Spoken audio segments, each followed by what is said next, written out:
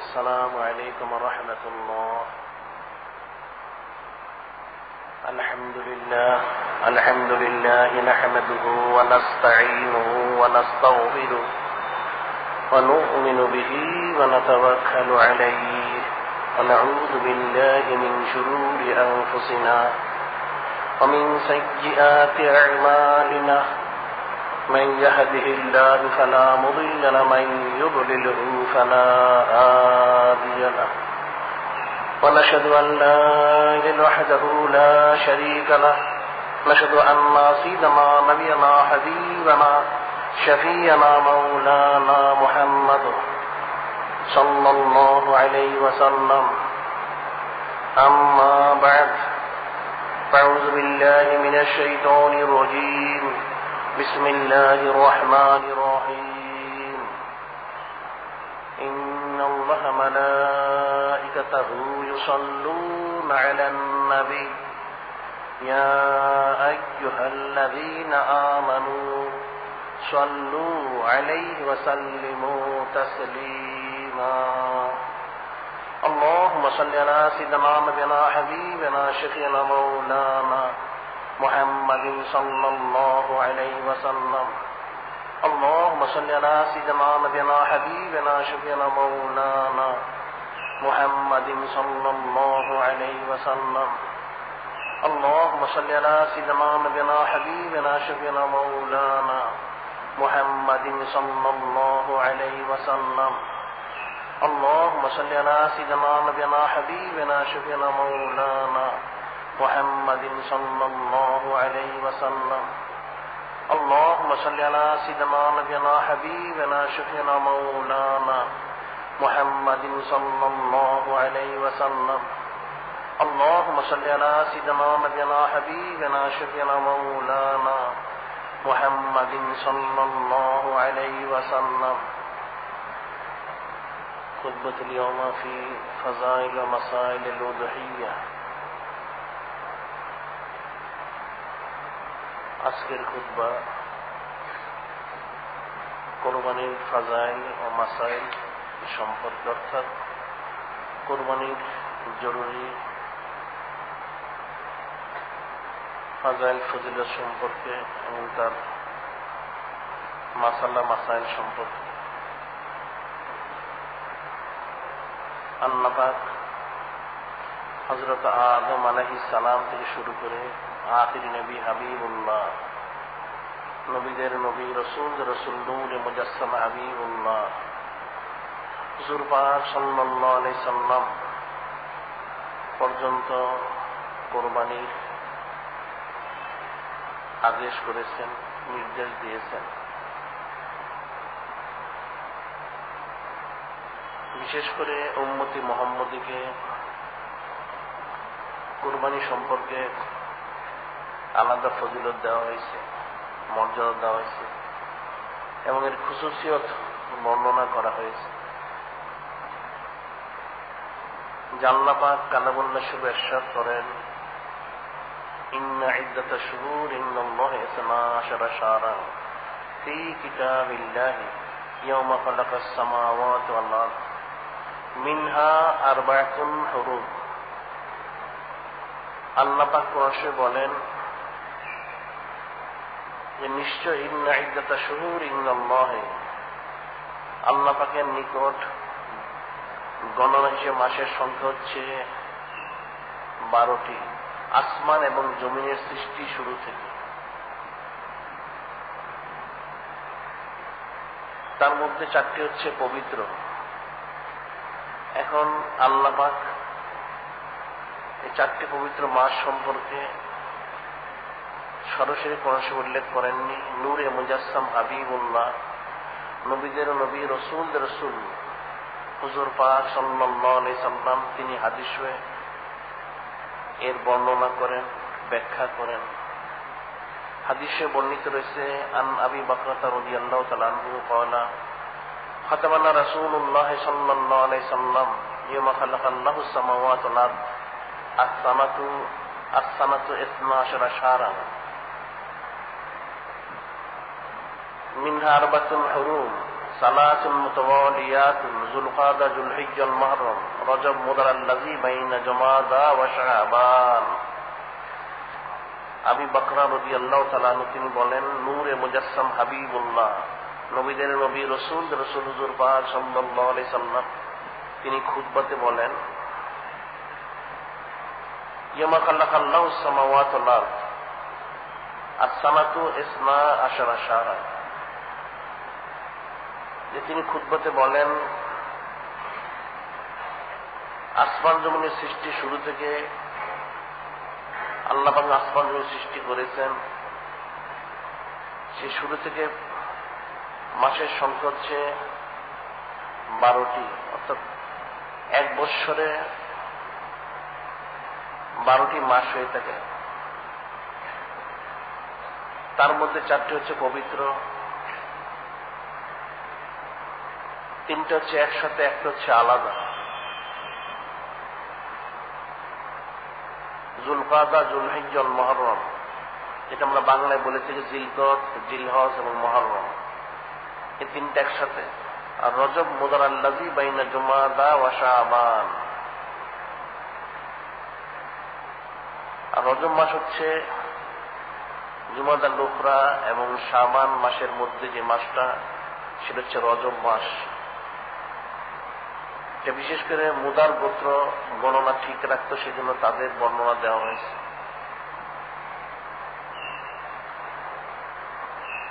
এই 4টি মাস হচ্ছে পবিত্র। এর মধ্যে জিলহজ মাস, এই মাসটা অনেক দিক থেকে সম্মানিত। যে কিতাবে বর্ণিত রয়েছে, সাইয়্যিদুশ শুহুর শাহরু রমাদান ওয়া আযমু যুলহিজ্জাতিল হারাম, সাইয়্যিদুশ শুহুর শাহরু রমাদান, মাসের সৈয়দ হচ্ছে রমজান শরীফ। ওয়া আযমু যুলহিজ্জাতিল হারাম, মহত্বের দিক থেকে বৈশিষ্ট্যপূর্ণ হচ্ছে জিলহজ মাস। এই মাসটা একদিক থেকে হারাম মাস, আরেক দিক থেকে হজের মাসের অন্তর্ভুক্ত, যেটা আল্লাহ পাক বলেন আল হাজ্জু আশহুরুম মা'লুমাত। হজের মাসগুলি হচ্ছে স্পষ্ট সুবিদিত, শাওয়াল ও যুলকাদ যুলহিজ্জা, শাওয়াল, জিলকদ, জিলহজ। কাজে জিলহজ মাস একদিক থেকে হচ্ছে হারাম মাস, পবিত্র মাস, আরেক দিক থেকে হজের মাস, আরেক দিক থেকে হচ্ছে শাহরুল কোরবানি, অর্থাৎ কোরবানির মাস, শাহরুল উদহিয়া। এই মাসে কোরবানি করা হয়ে থাকে। যে মাসটা একাধিক কারণে একাধিক থেকে সম্মানিত ফজিলত প্রাপ্ত। এখন জিলহজ মাসে কোরবানি করতে হয়, এটা উম্মতি মুহাম্মদের জন্য বিশেষ নির্দেশ রয়েছে, এবং এর যে হুকুম আহকাম রয়েছে, এটা পূর্ববর্তী কোন উম্মতকে সেই হুকুম আহকাম দেওয়া হয়নি, আদেশ নির্দেশ দেওয়া হয়নি, সেভাবে এর তর্জ তরিকা বর্ণনা করা হয়নি। একমাত্র নূরে মুজাসসাম হাবিবুল্লাহ, নবীদের নবী রাসূল হুজুর পাক সাল্লাল্লাহু আলাইহি সাল্লাম, ওনার সম্মানার্থে আল্লাহ পাক উম্মতি মুহাম্মদীকে বিশেষ মাস দিয়েছেন, এর মধ্যে কোরবানি দিয়েছেন। এখন কোরবানি শব্দটা কোর থেকে, অর্থাৎ নৈকট্য লাভ করা, উৎসর্গ করা, অনেক অর্থ, আল্লাহ পাকের জন্য বিলীন করে দেওয়া। এই কোরবানি শব্দটা সরাসরি কোরআন শরীফে রয়েছে, আর হাদিস শরীফে কোরবানিও রয়েছে, সাথে সাথে দোহা, আদহা, উদহিয়াতুন, উদহিয়াতুন, ইদহিয়াতুন, ইদহিয়াতুন, আদহাতুন, আদহা, দহিয়াতুন, দহায়া, এই ধরনের অনেক শব্দ হাদিস শরীফে রয়েছে, যার অর্থ হচ্ছে কোরবানি এবং কোরবানি করা। এখন আমাদের হানাফি মাযহাব মোতাবেক কোরবানি করা হচ্ছে ওয়াজিব, যদিও অন্যান্য মাযহাবে ইখতিলাফ রয়েছে। মালিকি মাযহাবে একটা মত অনুযায়ী ওয়াজিব, এছাড়া মালিকি, শাফি, হাম্বলি মাযহাবে কোরবানি করা সুন্নতের অন্তর্ভুক্ত। এখন উম্মতি মুহাম্মদের জন্য বিশেষ করে যারা হানাফি মাযহাবের অন্তর্ভুক্ত তাদের এই মাসালা মাসাইলগুলো ভালো করে জানা দায়িত্ব এবং কর্তব্য। যেটা আল্লাহ পাক নিজেই বলেন যে তোমরা দোয়া করো রব্বি জিদনি ইলমা, যে আল্লাহ আমাদের ইলম বৃদ্ধি করে দিন। হাদিস শরীফে আনাস রাদিয়াল্লাহু তাআলা আনহু قال رسول الله صلى الله عليه وسلم طلب العلم فريضة على كل مسلم ومسلمة। আনাস বিন মালিক রাদিয়াল্লাহু তাআলা বর্ণনা করেন, নূরে মুজাসসাম হাবিবুল্লাহ, নবীদের নবী, রাসূলদের রাসূল হুজুর পাক সাল্লাল্লাহু আলাইহি সাল্লাম তিনি ইরশাদ করেন, ইলম তলব করা হচ্ছে প্রত্যেক মুসলমান নর এবং নারীর জন্য ফরজ। যেহেতু ইলম ব্যতীত সে আমল করতে পারবে না, ইলমকে বলা হয়েছে আমলের ইমাম। আল ইলমু ইমামুল আমল, ইলম হচ্ছে আমলের ইমাম। এই জন্য প্রত্যেকেরই কোরবানি সংক্রান্ত মাসালা মাসাইল, এর হুকুম মাকাম, এর ফাজাইল ফজিলত, এর গুরুত্ব মর্যাদা জানা অত্যন্ত প্রয়োজন, ফরজ ওয়াজিবের অন্তর্ভুক্ত। বিশেষ করে যেহেতু কোরবানি আল্লাহ পাক উম্মতি মুহাম্মদকে শিক্ষা দেওয়ার জন্য, তালিম দেওয়ার জন্য সে শুরু থেকেই সেটা শুরু করে দিয়েছেন, যে নূরে মুজাসসাম হাবিবুল্লাহ, নবীদের নবী, রাসূলদের রাসূল হুজুর পাক সাল্লাল্লাহু আলাইহি সাল্লাম, ওনার সম্মানার্থে কুরবানির ব্যবস্থা করা হয়েছে। এখন সেটা উম্মতি মুহাম্মদই শুধু করবে সেটা নয়। যদি আমরা সরাসরি উম্মত, কিন্তু অন্যান্য যারা নবী রাসূল, অন্যান্য যারা উম্মত, তারা সকলেই নূরে মুজাসসাম হাবিবুল্লাহ, নবীদের নবী, রাসূলদের রাসূল হুজুর পাক সাল্লাল্লাহু আলাইহি সাল্লাম ওনার উম্মতের অন্তর্ভুক্ত। আল্লাহ পাক সেটাই কোরআন শরীফে উল্লেখ করেন যে কোরবানি শুরু থেকেই জারি করা হয়েছে। এই বিষয়গুলো উম্মতি মুহাম্মদের জানা প্রয়োজন রয়েছে। সেই জন্য আল্লাহ পাক কোরআন শরীফে উল্লেখ করেছেন, নূরে মুজাসসাম হাবিবুল্লাহ, নবীদের নবী, রাসূলদের রাসূল হুজুর পাক সাল্লাল্লাহু আলাইহি সাল্লাম, ওনাকে লক্ষ্য করে আল্লাহ পাক বলেন, হে আমার হাবিব, ওয়াতলু আলাইহিম নাবাবনাই আদম বিল হক ইয কাররাবা কুরবানান ফাতুকবিলা মিন আহদিহিমা ওয়া লাম ইউতাকাব্বাল মিনাল আখার ক্বালা লা কুলান্নাকা ক্বালা ইন্নামা ইয়াতাকাব্বালুল্লাহু মিনাল মুত্তাকিন। আল্লাহ পাক বলেন, হে আমার হাবিব, ওয়াতলু আলাইহিম, যে আপনার উম্মতকে এটা তেলাওয়াত করে এই বিষয়টা জানিয়ে দিন, নাবাবনাই আদম বিল হক, হযরত আদম আলাইহিস সালাম, ওনার দুই সন্তান, দুই ছেলে, তাদের যে ওয়াকিয়া রয়েছে সেটা আপনি বলে দিন, জানিয়ে দিন। ইয কাররাবা কুরবানান, যখন তার উভয়ে কোরবানি করলো নৈকট্য লাভ করার জন্য, তাদের পশু ফসল আল্লাহ পাকের জন্য দান করলো, সে বিষয়টা আপনি তাদেরকে জানিয়ে দিন। ফাতুকবিলা মিন আহাদিহিমা ওয়া লাম ইউতাকাব্বাল মিনাল আখার, তাদের একজনেরটা কবুল করা হলো, আরেকজনটা কবুল করা হলো না। যারটা কবুল করা হলো সে বলল কি, ক্বালা লা তুলান্নাকা, যে আমি তোমাকে কতল করব, শহীদ করব। আর যারটা কবুল করা হলো তিনি কি বললেন, ইন্নামা ইয়াতাকাব্বালুল্লাহু মিনাল মুত্তাকিন, যে নিশ্চয়ই যারা মুত্তাকি হবে, পরেজগার হবে, আল্লাহ পাকে ভয় করবে, তাকওয়ার উপর ইস্তেকামত থাকবে, আল্লাহ পাক তাদেরকেই শুধু কবুল করেন। এখানে হযরত আদম আলাইহিস সালাম, ওনার দুই সন্তানের কথা বলা হয়েছে। একজন হযরত হাবিল রাদিয়াল্লাহু তাআলা, আরেকজন হচ্ছে কাবিল। হযরত আদম আলাইহিস সালাম, ওনার সময় নিয়ম ছিল যে আল্লাহ পাক ওনাকে প্রতি বছর একজন ছেলে একজন মেয়ে দিতেন। ওনার ঘরে প্রতি বছর একজন ছেলে একজন মেয়ে আগমন করতেন। আল্লাহ পাক জানিয়ে দিলেন, হে হযরত আদম আলাইহিস সালাম, আপনি যারা আপনার সন্তান আগমন করবেন তাদের মধ্যে প্রথম বছরের ছেলে দ্বিতীয় বছরের মেয়ে, আবার দ্বিতীয় বছরের ছেলে প্রথম বছরের মেয়ে, এদের মধ্যে পরস্পর আগ করিয়ে দিবেন, বিয়ে পড়িয়ে দিবেন। এটাই ছিল আল্লাহ পাকের নবী এবং রসুল খলিফা হযরত আদম আলাইহিস সালাম ওনার শরীয়ত।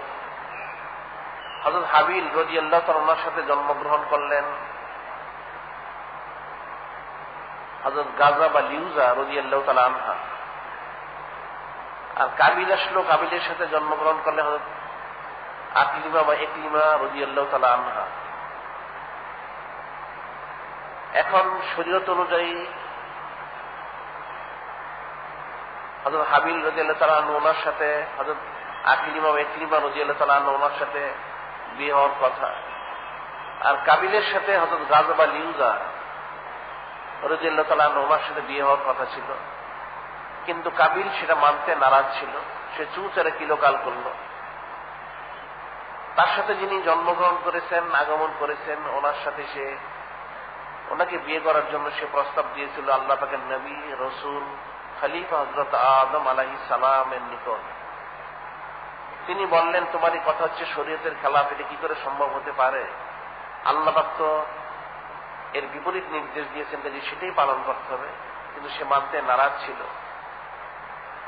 তখন শেষ পর্যন্ত আল্লাহ পাক বললেন, জানালেন, হে আমার নবী, আমার রসুল খলিফা হযরত আদম আলাইহিস সালাম, তাহলে এক কাজ করুন, তাদেরকে বলুন তারা যেন তাদের যে মাল সম্পদ যা কিছু রয়েছে সেটা আল্লাহ পাকের নামে যেন কোরবানি করে।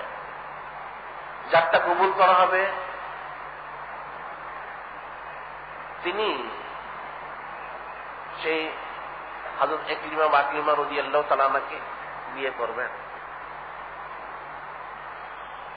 তখন আল্লাহ পাকের নবী রসুল খলিফা হযরত আদম আলাইহিস সালাম তিনি দুই সন্তানকে জানিয়ে দিলেন। হযরত হাবিল রাদিয়াল্লাহু তাআলা তিনি মেষ চড়াচ্ছেন, অনেক মেষ ছিল না, পশু ছিল। আর কাবিল সে ক্ষেত খামারে কাজ করত, অনেক জমা জমিন তার ছিল। উভয়কে বলা হলো, উভয় যেন প্রত্যেকেরই স্ব সম্পদ থেকে উত্তম সম্পদ আল্লাহ পাকের জন্য কোরবানি করে। যিনি হযরত হাবিল রাদিয়াল্লাহু তাআলা আনহু তিনি কি করলেন, তিনি ওনার সে পশু থেকে একটা উত্তম মেষ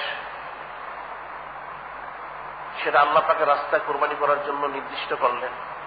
আর এদিকে কাবিল তার জমিন থেকে কিছু ফসল সে নির্দিষ্ট করল। তবে তার ফসলগুলির মান তো উত্তম ছিল না, যে কোথায় কোরবানি করা হবে। বর্তমান জামানার মতো এভাবে জব করে দেওয়া বা দান করে দেওয়ার কোন নিয়ম ছিল না। তখন নিয়ম ছিল কোন একটা উঁচু পাহাড়ের মধ্যে রেখে আসতে হবে। আল্লাহ পাক যে পাহাড়ে রাখতে বলবেন, আসমান থেকে একটা আগুন এসে সেটা জ্বালিয়ে দিবে। যারটা কবুল করা হবে তারটা আসমান থেকে আগুন সে জ্বালিয়ে দিবে। আর যারটা জ্বালিয়ে দেওয়া হবে না, বোঝা যাবে তারটা কবুল করা হয়নি। সেই নির্দেশ মোতাবেক উভয়ে সেই নির্দিষ্ট পাহাড়ের উপর ওনাদের সে পশু, মেষ এবং কিছু ফসল রেখে আসলেন। দেখা গেল আল্লাহ পাকের সেই নির্দেশ মোতাবেক আসমান থেকে আগুন এসে হযরত হাবিল রাদিয়াল্লাহু তাআলা আনহুর যে মেষটা ছিল সেটাকে জ্বালিয়ে দিয়ে চলে গেল। কিন্তু সেই শস্য যেগুলি ছিল, ফসল ছিল, সেটা যেভাবে ছিল সেভাবে পড়ে রইল। আল্লাহ পাকের নবী এবং রসুল এবং খলিফা হযরত আদম আলাইহিস সালাম সেটা দেখে বললেন, যেহেতু যিনি হযরত হাবিল রাদিয়াল্লাহু তাআলা ওনারটা কবুল করা হয়েছে, তাহলে ওনার কবুল করার কারণে শরীয়তে যে নির্দেশ সে অনুযায়ী ওনাদের বিবাহ শাদী হবে। কিন্তু এরপরেও কাবিল চুচারা করল এবং সে হযরত হাবিল রাদিয়াল্লাহু তাআলাকে হত্যা করার জন্য, শহীদ করার জন্য সে হুমকি দিল এবং সেটা সে করল। যার জন্য সে মালউন হয়ে গেল, জাহান্নামী হয়ে গেল। হযরত হাবিল রাদিয়াল্লাহু তাআলা এর আগে বলেছিলেন যে তুমি যেহেতু আল্লাহ পাকে ভয় করো, তোমার তাকওয়া পরহেজগারি নেই, কাজে তোমার কোরবানিটা আল্লাহ পাক কবুল করবেন না, এবং সেটা করাও হয়নি। এখন এই আয়াত শরীফের মধ্যে অনেক মাসালা মাসাইল রয়েছে, যেটা ফিকির করলে উম্মতি মুহাম্মদের জন্য অনেক মাসালা বের হবে। এক নাম্বার হচ্ছে কোরবানি করার জন্য উত্তম মাল দেওয়া, পশু হোক, গরু, ছাগল, বকরি, ভেড়া। এখন তো আর আমাদের এই শরীয়তে ফসল দেওয়ার কোনো নিয়ম নেই, কোরবানি করতে পশু থেকে, সেটা তার সাধ্য সামর্থ্য অনুযায়ী পয়সা দিয়ে উত্তম পশু সে কোরবানি করবে। আর 2 নম্বর হচ্ছে তাকওয়া, পরেজগারি তার থাকতে হবে। যার যত বেশি তাকওয়া থাকবে, পরেজগারি থেকে আল্লাহ পাক তারটা তত বেশি উত্তম ভাবে কবুল করবেন। এখন এখানে আল্লাহ পাক আল্লাহর হাবিব নূরে মুজাসসাম হাবিবুল্লাহ হুজুর পাক সাল্লাল্লাহু আলাইহি সাল্লাম ওনার মাধ্যমে সেটা জানিয়ে দিলেন, যেটা হযরত আদম আলাইহিস সালাম থেকে শুরু করে এই পর্যন্ত হয়ে আসছে, যেটা কোরআন শরীফে আল্লাহ পাক বলেন অন্যত্র, লিকুল্লি উম্মাতিন জাআলনা মানসাকান লিয়াযকুরু ইসমাল্লাহি আলা মা রাযাকাহুম বাহিমাতিল আনআম।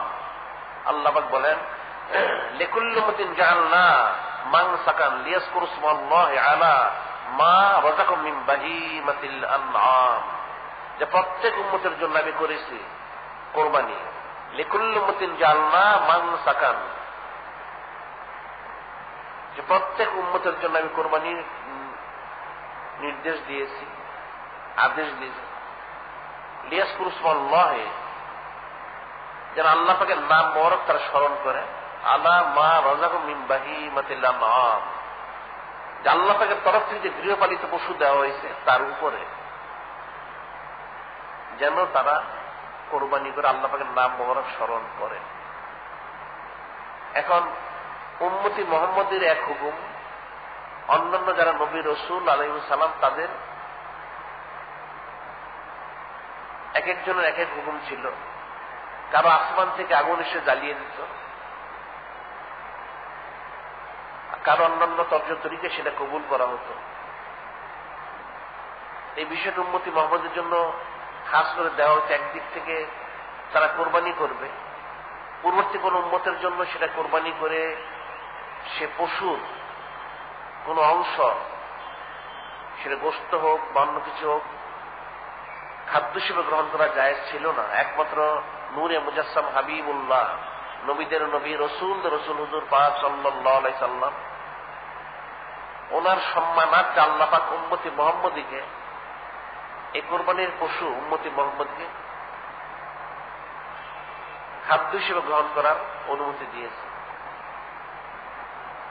এখন এই কোরবানি উম্মতি মুহাম্মদী করবে, এর মধ্যে তাদের জন্য যথেষ্ট ফজিলত দেওয়া হয়েছে, যেটা পূর্ববর্তী কোন উম্মতের জন্য সেই ফজিলতটা দেওয়া হয়নি। একদিক থেকে তর্জ তরিকে আলাদা বর্ণনা করা হয়েছে, অন্যদিক থেকে ফাজাইল ফজিলত বেশি বর্ণনা করা হয়েছে। যেমন হাদিস শরীফে রয়েছে, عن زيد بن أرقم رضي الله تعالى عنه قال قال أصحاب رسول الله صلى الله عليه وسلم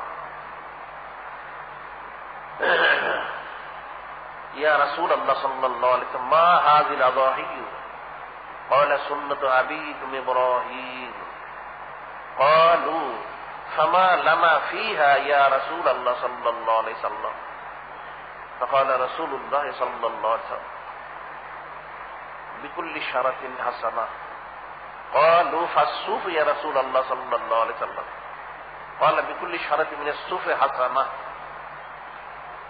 হযরত যায়েদ বিন আরকাম রাদিয়াল্লাহু তাআলা আনহু তিনি বর্ণনা করেন, সাহাবায়ে কিরাম রাদিয়াল্লাহু তাআলা আনহু একদিন জিজ্ঞাসা করলেন, হে আল্লাহ পাকের হাবিব, ইয়া রাসূল আল্লাহ, ইয়া হাবিব আল্লাহ সাল্লাল্লাহু আলাইহি ওয়াসাল্লাম, মা হাযিল আদাহিয়্যু, এই কোরবানিটা কি হে আল্লাহ পাকের হাবিব? قال سنة أبيكم إبراهيم নূরে মুজাসসাম হাবিবুল্লাহ, নবীদের নবী, রসুল রসুল হুজুর পাক সাল্লাল্লাহু আলাইহি সাল্লাম, তিনি বললেন এটা হচ্ছে সুন্নাত আবিকুম ইব্রাহিম, তোমাদের পূর্বপুরুষ পিতা হযরত আদম আলাইহিস সালাম ওনার সুন্নতের অন্তর্ভুক্ত। قالوا فما لنا فيها يا رسول الله صلى الله عليه وسلم, তখন হযরত সাহাবায়ে কিরাম রাদিয়াল্লাহু তাআলা জিজ্ঞাসা করলেন, হে আল্লাহ পাকের হাবিব, ফামা লানা ফিহা, এর মধ্যে আমাদের কি রয়েছে ফায়দা, এর মধ্যে আমাদের কি ফায়দা রয়েছে? বলে বিকুল্লি শারাতিন হাসানা, বিকুল্লি শারাতিন হাসানা, প্রত্যেক পশমের বিনিময়ে নেকি রয়েছে। সুবহানাল্লাহ। তখন হযরত সাহাবায়ে কিরাম রাদিয়াল্লাহু তাআলা জিজ্ঞেস করলেন, ফাসুফ ইয়া রাসূলুল্লাহ সাল্লাল্লাহু আলাইহি সাল্লাম, প্রত্যেক পশমের বিনিময়ে নেকি রয়েছে, তাহলে পশমওয়ালা যে পশু রয়েছে, মেষ, দুম্বা, অনেক পশম, তার কি ফয়সালা রয়েছে আল্লাহ পাকের নবী?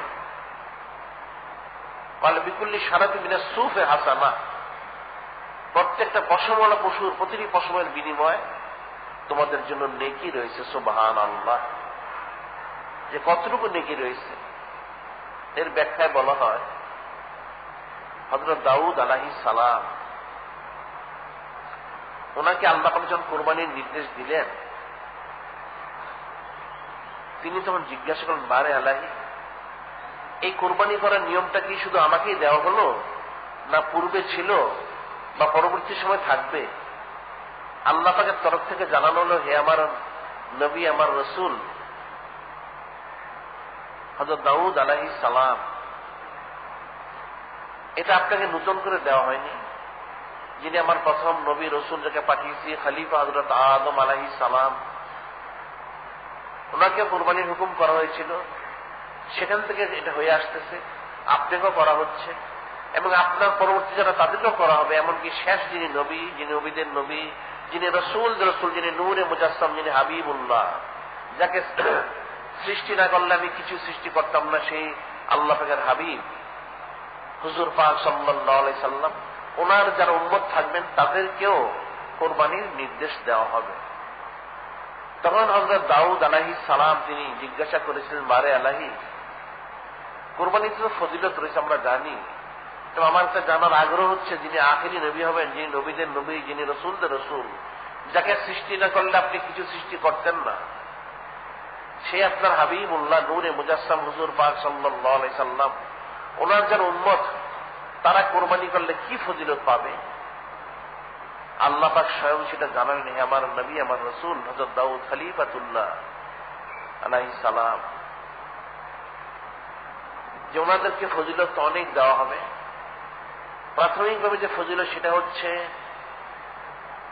প্রতিটি পশমের বিনিময়ে কমপক্ষে 10টা নেকি, 10টা মর্যাদা বৃদ্ধি করা হবে, 10টা গুনাহ খাতা ক্ষমা করা হবে। সুবহানাল্লাহ, এটা হচ্ছে একটা প্রাথমিক একটা নেকি দেওয়া হবে।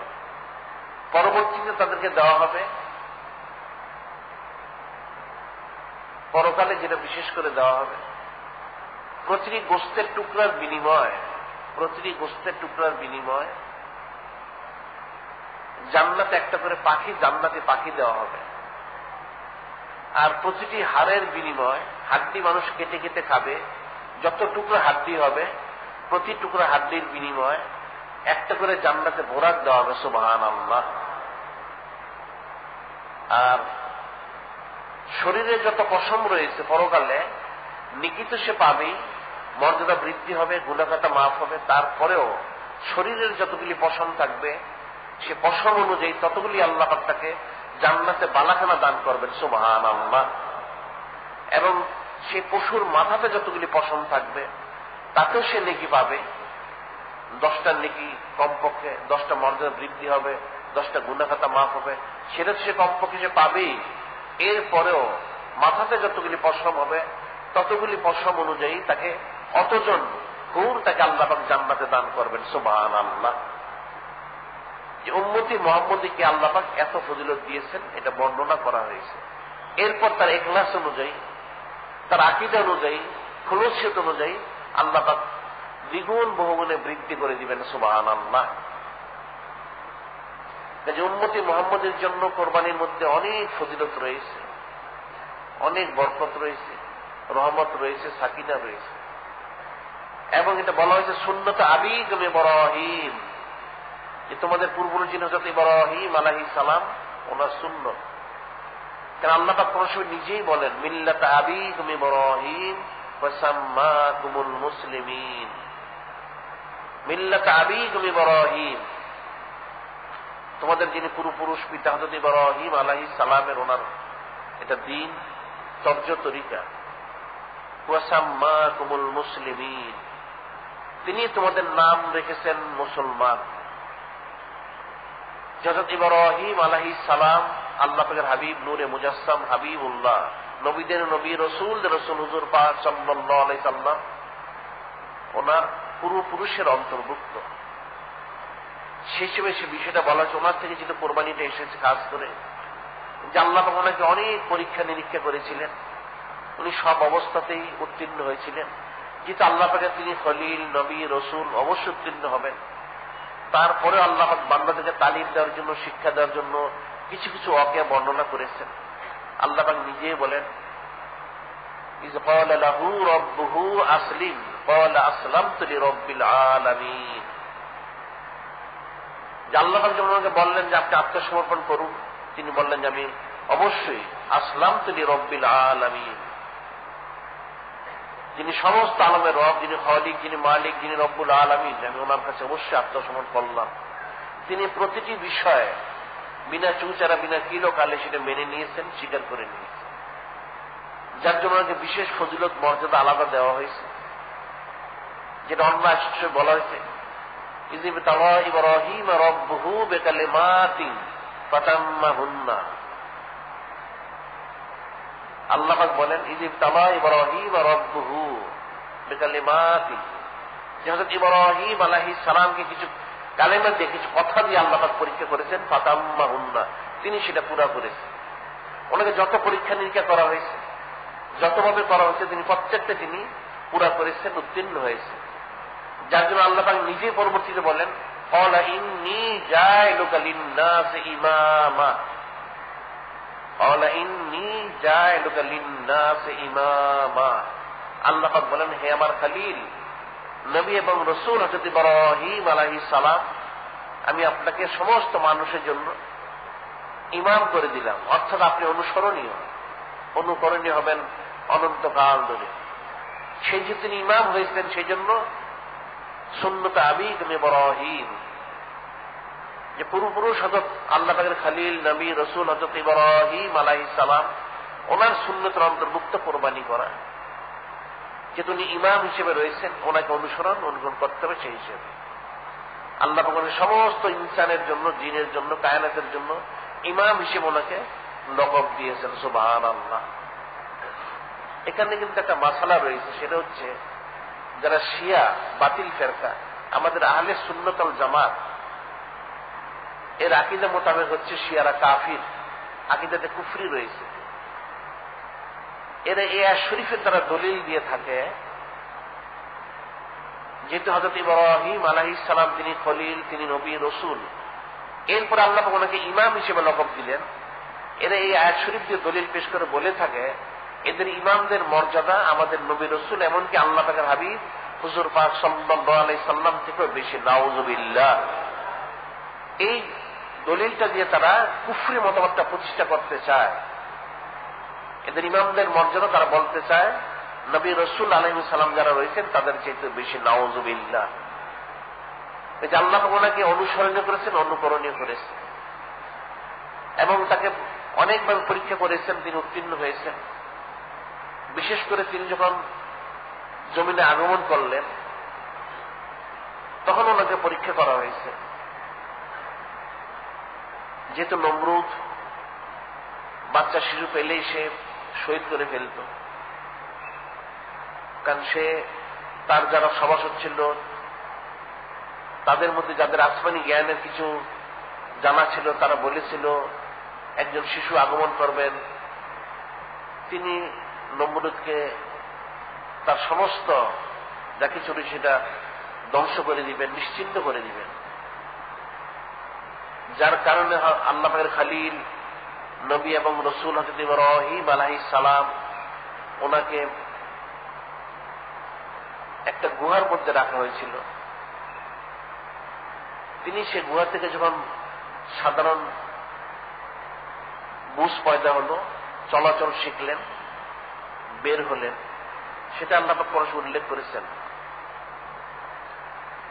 যেখানে ওনার এই দিয়ে আল্লাহ পাক কিছু মাসালা শিক্ষা দিয়েছেন বান্দাদেরকে, উম্মতদেরকে।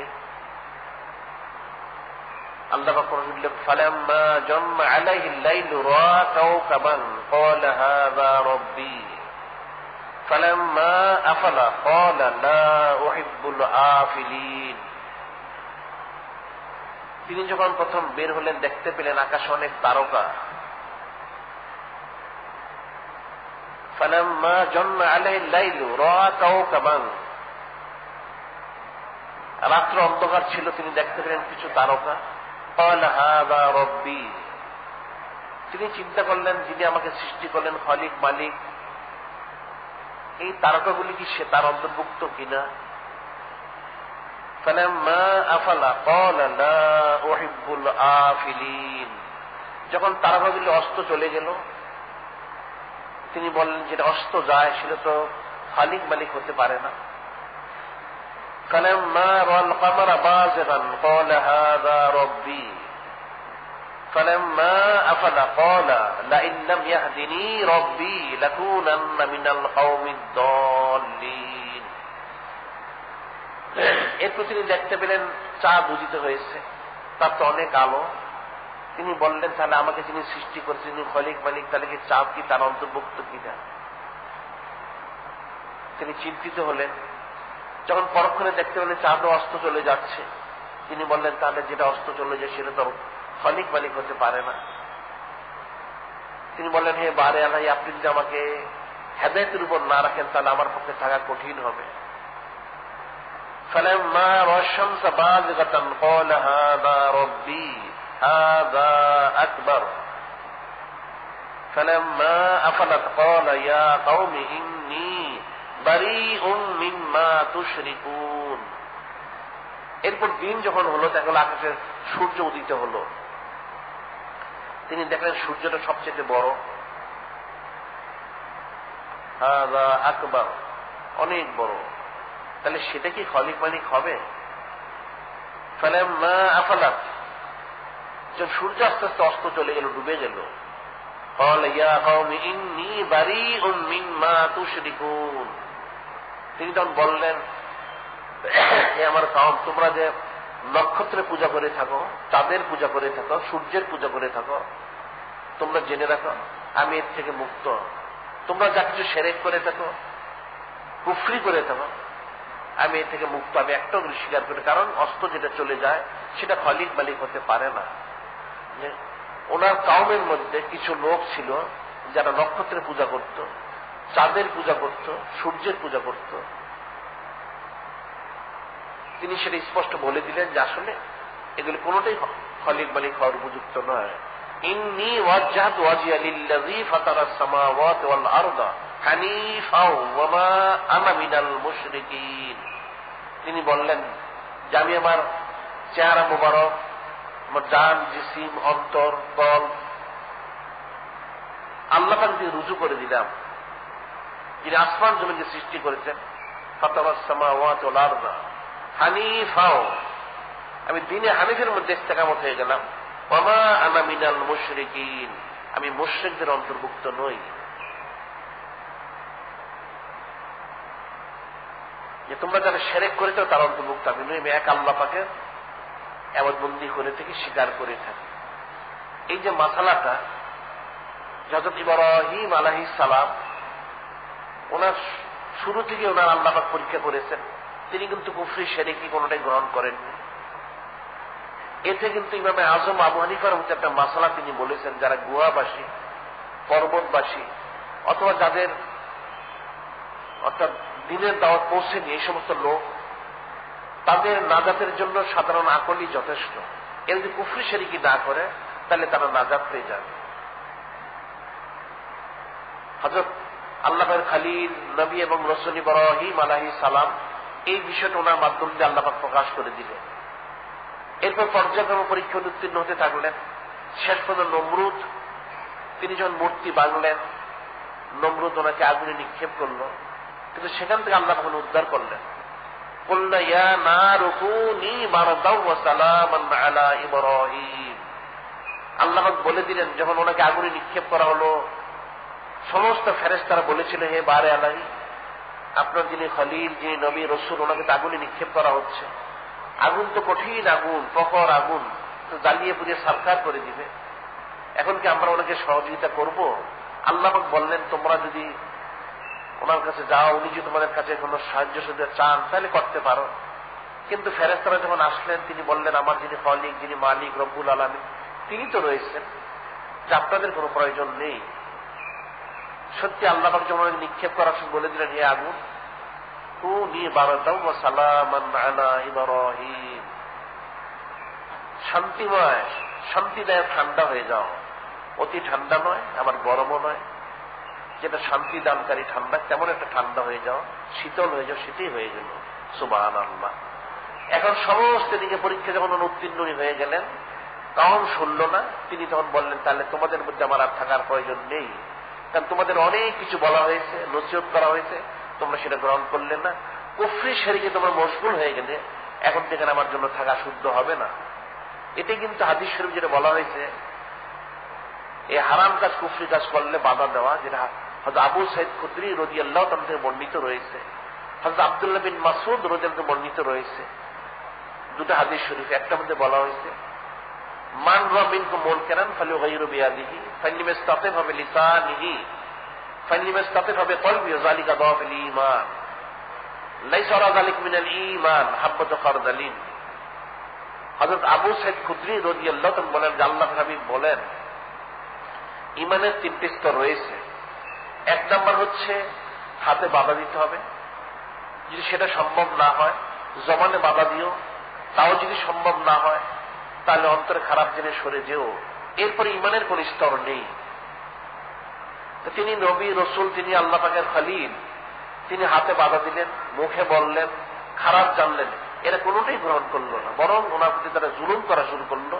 তিনি যখন আল্লাহ পাকের নির্দেশ, আল্লাহ পাক বললেন, হে আমার নবী, আমার রসুল, আমার খলিল হযরত ইব্রাহিম আলাইহিস সালাম, আপনার এখানে থাকা ঠিক হবে না, আপনি অন্যত্র চলে যান, হিজরত করুন। সেটি আল্লাহ পাক কোন সে বলেছেন, ক্বালা ইন্নী যাহিবুন ইলা রাব্বি সাইয়াহদিন, যে আমি আমার রবের দিকে আমি প্রত্যাবর্তন করছি, তিনি আমাকে অবশ্যই হকের উপর রাখবেন।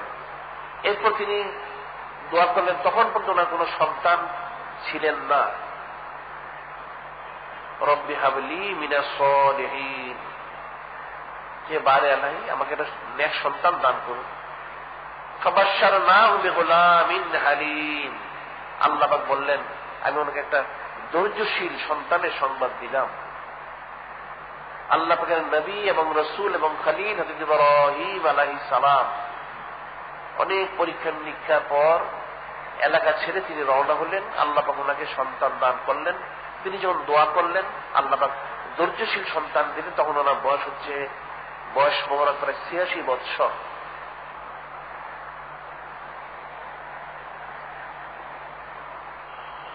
ওনার বয়স মোবারক প্রায় ৮৬ বৎসর।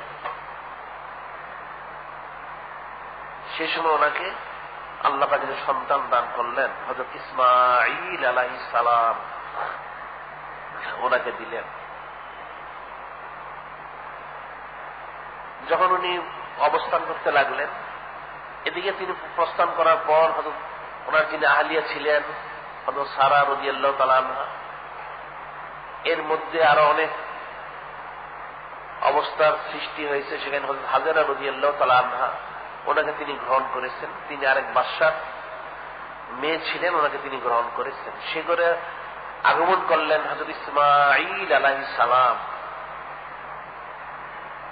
আল্লাহ পাকের যেহেতু কুদরত রয়েছে, হিকমত রয়েছে, যে মক্কা শরীফ আবাদ করতে হবে, যিনি আখিরি নবী, যিনি নূরে মুজাসসাম হাবিবুল্লাহ, নবীদের নবী, রসুল হুজুর পাক সাল্লাল্লাহু আলাইহি সাল্লাম, তিনি তো মক্কা শরীফ আসবেন, সেই স্থান আবাদ করতে হবে। তাহলে সেখানে কাউকে পাঠাতে হবে। আল্লাহ পাকের নির্দেশে আল্লাহ পাকের খলিল নবী এবং রসুল হযরত ইব্রাহিম আলাইহিস সালাম, হযরত হাজেরা রাদিয়াল্লাহু তাআলা আনহা এবং হযরত ইসমাঈল আলাইহিস সালামকে আল্লাহ পাকের নির্দেশে সে মক্কা শরীফ নিয়ে পৌঁছালেন। হযরত জিবরীল আলাইহিস সালাম বুরাক নিয়ে এসে ওনাদেরকে সে গন্তব্যস্থলে পৌঁছায় দিলেন। এখানে কিন্তু কিছু বিষয় রয়েছে যেটা আকীদার বিষয়। সেটা হচ্ছে, অনেক কিতাবাদিতে লিখে থাকে, মানুষ বলে থাকে, পত্র পত্রিকায় এটা লিখে থাকে যে হযরত সারা রাদিয়াল্লাহু তাআলা এবং হাজেরা রাদিয়াল্লাহু তাআলার মধ্যে ঝগড়াঝাটি হয়েছিল, নাউযুবিল্লাহ। এই কুফরি কতগুলি মতবাদ মানুষ মনে করে থেকে সাধারণ মানুষের যারা স্ত্রী রয়েছে তারা যেমন একাধিক হলে ঝগড়াঝাটি মারামারি কাটাকাটি করে, এরা কিন্তু সেই বই পুস্তকগুলি এভাবে লিখে থাকে। ওনাদের ইখতিলাফ হয়েছিল, ফিতনা হয়েছিল, মারামারি কাটাকাটি, যার জন্য তিনি একজনকে মক্কা শরীফে রেখে এসেছেন। নাউযুবিল্লাহ, এই আকীদা কাট্টা কুফরি। আল্লাহ পাক কোন সময় নিজেই বলেন, ইয়া নিসা নবী লাস্তুন্না কাহাদিম মিনান নিসা, ইয়া নিসা নবী লাস্তুন্না কাহাদিম মিনান নিসা। আল্লাহ পাক বলেন, যারা নবী এবং রাসূল আলাইহিস সালামগণের যারা আহলিয়া রয়েছেন তারা কিন্তু অন্যান্য মহিলাদের মতো নন। অন্য যারা মহিলা রয়েছে তাদের মতো ওনারা না। ওনাদের আলাদা মর্যাদা রয়েছে, ফজিলত রয়েছে, বৈশিষ্ট্য রয়েছে, খুশুসিয়ত রয়েছে। ওনারা কারো মতো নন। কাজী বাজারে বই পুস্তকে কিতাবাদিতে হাদিস তাফসীর ব্যাখ্যা সরায় অনেক জায়গায় তারা উল্লেখ করে থাকে যে হযরত হাজেরা রাদিয়াল্লাহু তাআলা আনহা এবং সারা রাদিয়াল্লাহু তাআলা আনহাদের মধ্যে মতবিরোধ হয়েছিল, ঝগড়াঝাটি মারামারি কাটাকাটি হয়েছিল, নাউযুবিল্লাহ ইত্যাদি কারণে ওনাকে রেখে আসা হয়েছে। এটা একটা কুফরি কথা। কারণ আল্লাহ পাকের নবী এবং রাসূল যারা, তারা ওহী ছাড়া কোনো কাজ করেন না। ওনারা ওহী ছাড়া কোনো কাজ করেন না। আর ওনারা যারা আহল ইয়াও যারা রয়েছেন, যারা আহলিয়া, সেটা আল্লাহ পাক বলেন, ইয়া নিসা নবী লাস্তুন্না কাহাদিম মিনান নিসা। যারা আল্লাহ পাকের নবী এবং রাসূল খলিল, ওনাদের যারা আহলিয়া রয়েছেন তারা অন্যান্য মহিলাদের মতো নন। এটা তাফসীরে একটা রিওয়ায়াত রয়েছে, ইসরায়েলি রিওয়ায়াত, ইহুদিদের বর্ণনা। ইহুদিরা নবী রাসূল আলাইহিস সালাম, ওনাদের আহল ইয়াল যারা রয়েছেন তাদের সম্পর্কে মিথ্যা বর্ণনা করে মুসলমানদের ঈমান নষ্ট করতে চায়, যেটা আল্লাহ পাক কোন সময় নিজেই বলেন, ওয়াদ্দা কাসীরুম মিন আহলিল কিতাব লা ইউরুদ্দুনাকুম মিন বা'দি ঈমানিকুম কুফফারা হাসাদাম মিন ইনদি আনফুসিহিম মিন বা'দি মা তাবায়্যানা লাহুল হক। আল্লাহ পাক বলেন, ওয়াদ্দা কাসীরুম মিন আহলিল কিতাব, যারা আহলে কিতাব ইহুদি নাসারারা চায় মুসলমানদেরকে ঈমান আনার পরে কি করে কাফের বানানো যায়। এদের ব্যক্তিগত হিংসার কারণে সত্য প্রকাশ হওয়ার পরেও এরা হিংসা বশত, আক্রোশ বশত এরা মুসলমান ঈমান নষ্ট করতে চায় ঈমান আনার পরেও। কাজী হযরত হাজেরা রাদিয়াল্লাহু তাআলা আনহা, হযরত সারা রাদিয়াল্লাহু তাআলা আনহা, ওনাদের এখানে ইখতিলাফের কোনো বিষয় নেই, কোন চুচরা কিলোকাল নেই। অনেকে আবার বলে থেকে ওনার নাক কান ছিদ্র করে ওনাকে শাস্তি দেওয়া ছিল, নাউযুবিল্লাহ। এগুলো কুফরি আকীদা, এটাও কুফরি বর্ণনা, কুফরি আকীদা। এটা মেয়েদের, মহিলাদের সৌন্দর্য বৃদ্ধির জন্য নাকে কানে বা অলংকার তারা ব্যবহার করে থাকেন। সেই তর্জ তরিকাটা হযরত ইব্রাহিম আলাইহিস সালাম ওনার থেকে হয়ে আসছে। সেটা মূল করেছিলেন সারা রাদিয়াল্লাহু তাআলা আনহা। তিনি মহব্বত করে, পছন্দ করে হযরত হাজেরা রাদিয়াল্লাহু তাআলা আনহাকে আল্লাহ পাকের খলিল নবী এবং রাসূল হযরত ইব্রাহিম আলাইহিস সালামের আঁকতে দিয়েছিলেন। হযরত ইব্রাহিম আলাইহিস সালাম তিনি দ্বিতীয় বিবাহ করতে রাজি ছিলেন না, কিন্তু হযরত সারা রাদিয়াল্লাহু তাআলা তিনি নিজেই সেটা ওনাকে উৎসাহিত করেছেন। আল্লাহ পাক ওহী করেছেন, আল্লাহ পাক নবীকে আল্লাহ পাক জানিয়েছেন যে আপনি গ্রহণ করুন, তখন তিনি গ্রহণ করেছেন। কারণ নবী রাসূল আলাইহিস সালামগণ কখনো ওহী ছাড়া কোনো কাজ করেন না। ওনার প্রস্তাব দেওয়ার পর আল্লাহ সেটা ওহী করেছেন। যেমন হযরত ওমর বিন খাত্তাব রাদিয়াল্লাহু তাআলা আনহু, ওনার প্রস্তাবিত বিষয় প্রায় 22 খানা আয়াত নাযিল হয়েছে। ঠিক হযরত সারা রাদিয়াল্লাহু তাআলা আনহা, উনি বিষয়টা প্রস্তাব দেওয়ার পরে আল্লাহ পাক ওহী করেন, হে আমার নবী, আমার রাসূল, আমার খলিল, আপনি ওনাকে গ্রহণ করুন। তিনি গ্রহণ করলেন এবং ওনাকে সৌন্দর্য দেওয়ার জন্য উনি ওনার নাক কান ইত্যাদি করে অলংকার পরিয়েছিলেন। এটাকে এখন বিভ্রান্তিমূলক বর্ণনা করা হয়ে থাকে, ওনার আকৃতি বিকৃতি করার জন্য কোশিশ করা হয়েছে, নাউযুবিল্লাহ। এটা আপনারা সকলেই মনে রাখবেন। নবী এবং রাসূল আলাইহিস সালাম এবং ওনাদের যারা আহলিয়া যারা রয়েছেন, ওনাদের সম্পর্কে বিনা দলিলে চুচেরা কিলোকাল করা কাট্টা কুফরির অন্তর্ভুক্ত।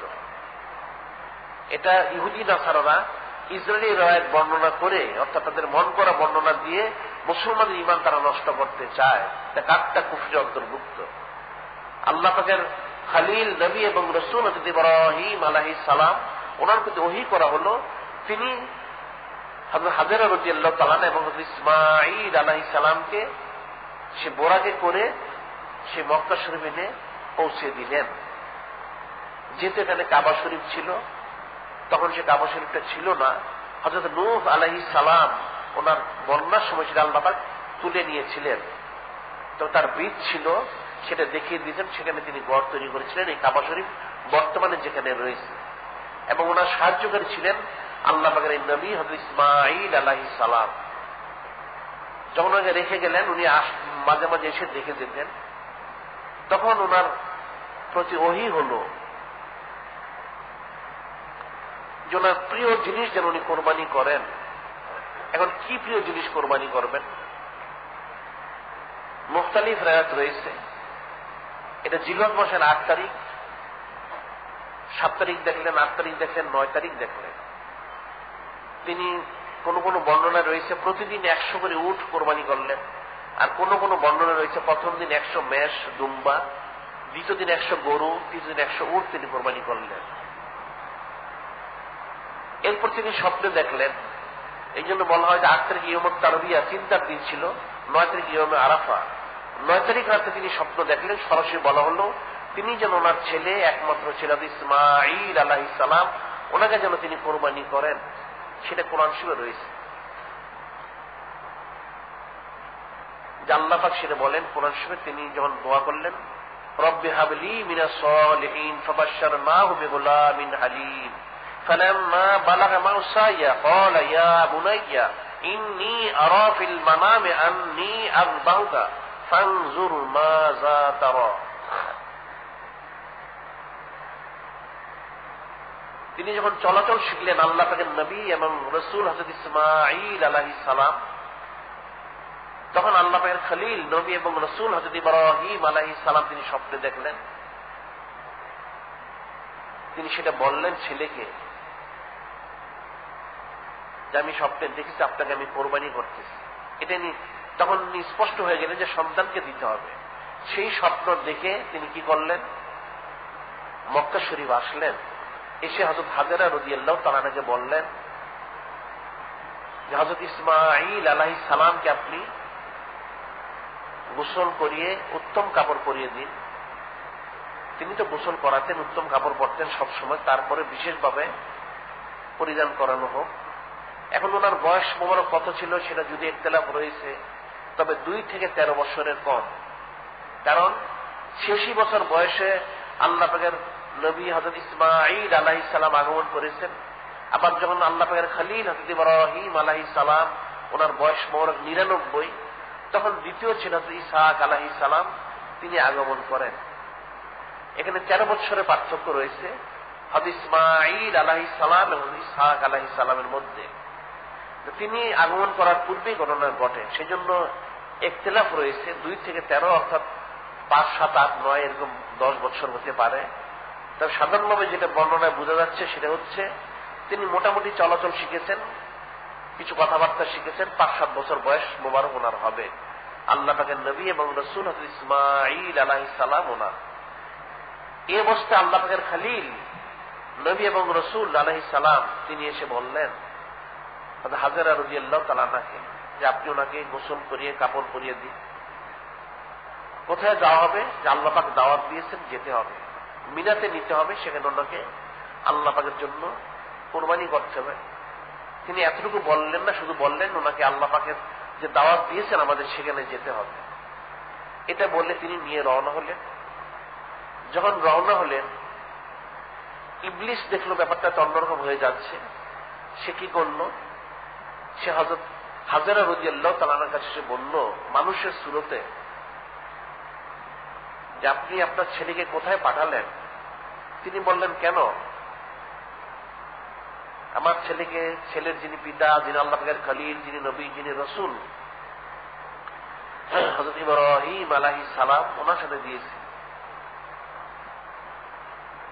যে উনি কোথায় নিয়ে যাচ্ছেন আপনি কি সেটা জানেন? যে কেন, কি হয়েছে? তিনি তো ওনাকে নিয়ে জবেও করবেন। তখন হযরত হাজেরা রাদিয়াল্লাহু তাআলা বলেন এটা একটা অবাস্তব কথা, যে তুমি এটা কি বলতেছ? কোন সন্তান কি তার, কোন পিতা কি তার সন্তানকে জবে করে কখনো? তখন সে বলল ইবলিস, যে মানুষ সুরতে, তিনি তো আল্লাহ পাকের খলিল দাবি করেন, নবী রাসূল দাবি করেন, ওনার যিনি আল্লাহ পাক তিনি নাকি বলেছেন ওনার ছেলেকে কোরবানি করার জন্য। যখন ইবলিস সেটা বলল, তখন হযরত হাজেরা রাদিয়াল্লাহু তাআলা আনহা তিনি বললেন, যদি আল্লাহ পাক সেটা বলে থাকেন তাহলে তো আমার কোনো অসুবিধা নেই, আমরা তো আল্লাহ পাকের জন্য আমাদের জীবন বিলীন কোরবান করতে প্রস্তুত রয়েছে। সুবহানাল্লাহ। ইবলিস লাজব হয়ে গেল, সে দেখলো সেখানে সুবিধা করা গেল না, সে পিছন পিছন আসলো আল্লাহ পাকের নবী হযরত ইসমাঈল আলাইহিস সালামের কাছে এসে বলল চুপে চুপে, হে হযরত ইসমাঈল আলাইহিস সালাম, আপনি কোথায় যাচ্ছেন, কার সাথে যাচ্ছেন? তিনি বললেন, কেন? যিনি আমার পিতা, যিনি খলিল, যিনি আল্লাহ পাকের রসুল নবী, ওনার সাথে দাওয়াতে যাচ্ছি। তখন সে অসুস্থতার জন্য বলল, আপনার পিতা তো আপনাকে নিয়ে জব করবে। তিনি বললেন, তুমি এটা বলো কি? কোন পিতা কি তার সন্তানকে জব করে? তখন সে বলল যে তিনি তো আল্লাহ পাকের খলিল দাবি করেন, নবী রসুল দাবি করেন, ওনার যিনি রব তিনি নাকি আদেশ করেছেন আপনাকে কোরবানি করার জন্য। আর নবী নবী নলাও কেন সাবিয়ার, নবী তো নবী, ওনারা ছোট হলেও, শিশু হলেও। তিনি বললেন যে সত্যি যদি যিনি খালিক, যিনি মালিক, যিনি রব্বুল আলামিন, তিনি যদি বলে থাকেন আমাকে কোরবানি করার জন্য, তাহলে তো আমি প্রস্তুত রয়েছি। সুবহানাল্লাহ। এটা আমার কোনো দায় দাবিই নেই। ইবলিস দেখলো সেখানে কোনো সুযোগ সে পেল না। সে তখন মানুষের সুরতে, পরিচিত লোকের সুরতে আল্লাহ পাকের খলিল নবী এবং রসুল হযরত ইব্রাহিম আলাইহিস সালাম ওনার কাছে যে বলল, হে আল্লাহ পাকের খলিল, আপনি স্বপ্নে কি দেখেছেন সেটার সাথে বাস্তবে কি সম্পর্ক রয়েছে? মনে হয় আপনাদের চিন্তা ফিকির করে কাজটা করা উচিত। তখন আল্লাহ পাকের খলিল নবী এবং রসুল হযরত ইব্রাহিম আলাইহিস সালাম তিনি বললেন, এটা তোমার চিন্তার বিষয় নয়, তুমি তোমার কাজে যাও, আমাকে আমার কাজ করতে দাও। সেখানেও সুযোগ পেল না। তখন সেটা হাদিস শরীফে রয়েছে, ইবলিস বিরাট মূর্তির মানে বিরাট একটা আকার ধারণ করে, দেও দানবের বিরাট একটা আকার ধারণ করে সে সামনে দাঁড়ানো, পথ বাধা দিল। তখন হযরত জিবরীল আলাইহিস সালাম তিনি বললেন, হে আল্লাহ পাকের খলিল, আপনি তাকে পাথর নিক্ষেপ করুন, যেটা জমরাতুল উকবা, উস্তা এবং উলা তিন স্থানে, তিন জায়গায় সে পর্যায়ক্রমে দাঁড়িয়েছিল। 7টা করে কঙ্কর নিক্ষেপ করা হলো, সেখান থেকে সে পালিয়ে গেল। এখনো হাজী সাহেব যারা রয়েছেন তাদের 3 জায়গায় এভাবে পাথর নিক্ষেপ করতে হয়, সেখান থেকে এটা এসেছে। এরপর যখন তিনি গন্তব্যস্থলে পৌঁছলেন, মিনাতে পৌঁছে গেলেন, সেখানে পৌঁছে তিনি বললেন আল্লাহ পাকের নবী এবং রসুল হযরত ইসমাঈল আলাইহিস সালামকে, ইন্নী আরা ফিল মানামে আন্নী আযবাউকা ফানজুর মাযা তারা। তিনি বললেন, হে আমার সন্তান, যে আমি স্বপ্নে দেখেছি যে আপনাকে আমি কোরবানি করতেছি, এখন এই বিষয়ে আপনার কি মত রয়েছে? এ থেকে আপনার কোন বক্তব্য রয়েছে?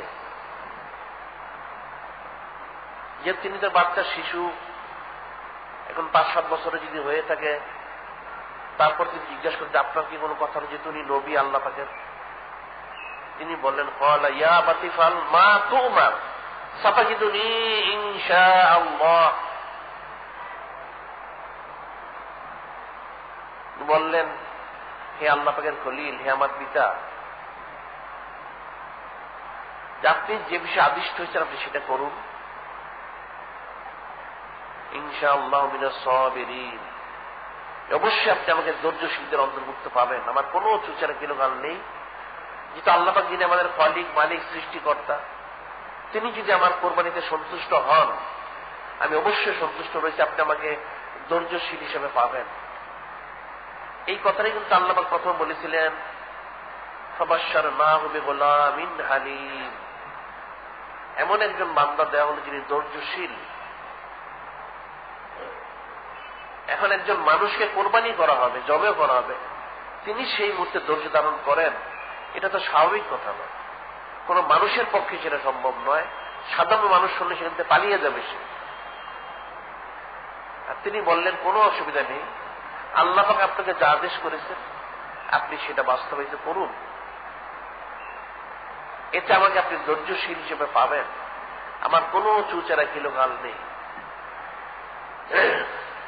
সেভাবেই ব্যবস্থা নেওয়া হলো। এখন জবে করতে হবে, কোরবানি করতে হবে। তিনি তো সাথে ছুরি নিয়েছিলেন। এখন জবে করতে হলে শোয়াতে হবে, কিভাবে শোয়াতে হবে, কিভাবে করতে হবে, সে চিন্তা ফিকির করলেন।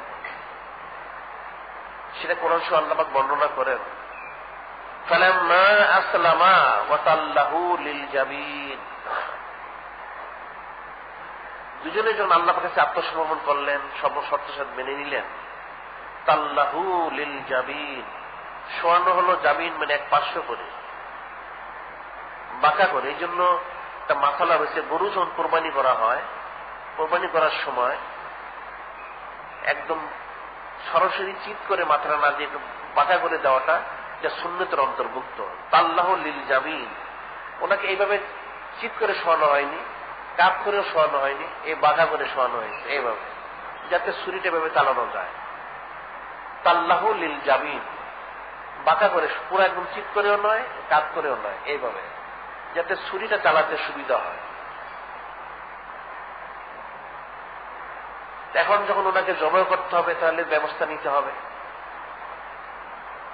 তিনি তো আল্লাহ পাকের নবী রসুল। তিনি তখন বললেন, হে আমার পিতা, আপনি যেহেতু আল্লাহ পাকের খলিল, নবী এবং রসুল, তাহলে